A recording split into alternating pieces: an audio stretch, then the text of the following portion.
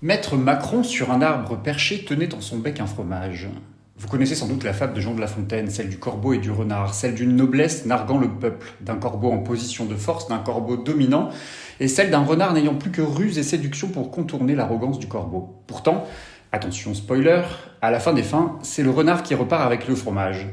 Le corbeau dupé assurant qu'on ne l'y reprendra plus. Cette histoire s'écrit en ce moment sous nos yeux. Macron se croyait fort et beau, presque invincible. Il devait avoir sa majorité absolue, il devait poursuivre sa politique en frappant plus fort encore, sauf que, patatras, c'est une opposition majoritaire qui s'est imposée à l'Assemblée nationale. C'est elle qui détient le très alléchant fromage. Macron dupé, ce sont ses opposants qui détiennent la clé de la sortie de la crise. Macron fâché n'a pas dit son dernier mot, on ne l'y reprendra plus, croit-il. Alors Macron inventa une fable, celle du bon sens et de la raison. Une arme bien connue en politique et qui vise à cet instant à prendre les Français à témoin. Macron cherche incontestablement à gagner du temps et il veut faire croire aux Français qu'il n'est responsable de rien et que tout repose sur ses oppositions.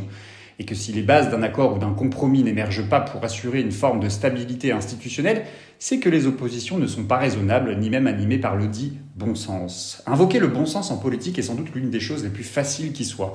Une entourloupe, une facilité de langage comme pour balayer d'un revers de main une décision politique, voire une promesse politique. Si vous n'êtes pas de mon côté, c'est que vous n'êtes pas de bon sens. Comprendre que vous ne seriez pas du côté de l'intérêt collectif, l'intérêt du plus grand nombre. En vous renvoyant du côté de l'opposition stérile. Sauf que ça n'est pas ça la politique, parce que la politique, c'est avant tout des idées, des convictions, un rêve, une utopie.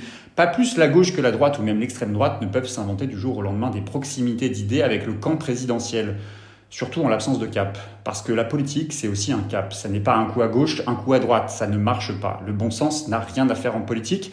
Et il y a à peu près autant de bon sens qu'il y a d'individus sur cette terre, autant de bon sens que d'habitants en France. Bref, le bon sens, ça n'a pas de sens. À peu près autant que la raison. La raison n'a rien à faire en politique. Pourtant, cet élément de langage revient en force. Je suis sûr qu'il y a des gens raisonnables sur les bancs de la gauche et de la droite, peut-on entendre parmi les députés macronistes, les ministres, jusqu'à la première ministre.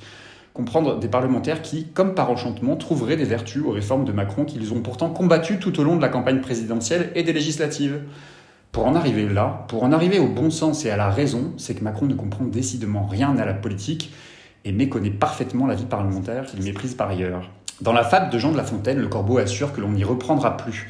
Quelques fables plus tard, c'est pourtant bien le corbeau que l'on retrouve voulant imiter l'aigle et où le corbeau finit par perdre sa liberté. Macron pourrait bien subir le même sort, et il est peut-être enfin venu le temps, pour le phénix des hôtes de ces bois, d'apprendre que tout flatteur vit aux dépens de celui qui l'écoute.